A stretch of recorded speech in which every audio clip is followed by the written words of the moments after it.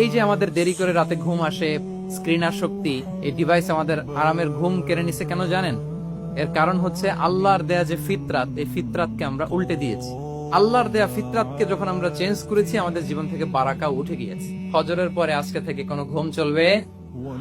এই সময়টাতে অনেক বারাকা আছে। অনেকে ফজরের এই বরকতময় সময়টা তারা ঘুমাতে ঘুমাতে মিস করে। এর কারণ দেরিতে ঘুমোতে যাওয়া, আগে আগে ঘুমানোর অভ্যাস করতে হবে, কিন্তু আগে তো ঘুম আসে না। এই যে ডিভাইস আমাদেরকে ঘুমাতে দেয় না। আল্লাহ তাআলা রাতকে বানিয়েছেন ঘুমের জন্য। ওয়াজআলনা লাইলা লিবাসা, লিবাস মানে আবরণ। আমি রাতকে বানিয়েছি পোশাকের মতো আবরণ করে, যে আবরণ রাত্রিবেলা নিঝুম নিস্তব্ধ অন্ধকার দিয়ে ছেয়ে দেয়। ফলে মেলাটিন নামে একটা হরমোন নিঃসরিত হয়, আমাদের ঘুম ঘুম ভাব আসে। ঘুমের জন্য আল্লাহ তৈরি করেছেন রাতকে।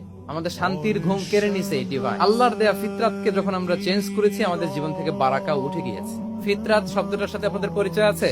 একটা মানুষের যে ক্যারেক্টারিস্টিক্স, যে ইননেট স্বভাব দিয়ে আল্লাহ তাআলা তৈরি করেছেন, নেচার, এটাকে আরবিতে বলে ফিতরাত। এই ফিতরাতের বিরুদ্ধে কিছু করা যাবে না। ইসলামিক লাইফস্টাইল হচ্ছে ফিতরা বেসড লাইফস্টাইল। ফিতরাতকে যদি আরো সহজ করে আমি আপনাদেরকে বুঝাই, তাহলে ফিতরাত হচ্ছে যা কিছু স্বাভাবিক, যা কিছু কল্যাণকর, যা কিছু ভালো, তাই ফিতরাত।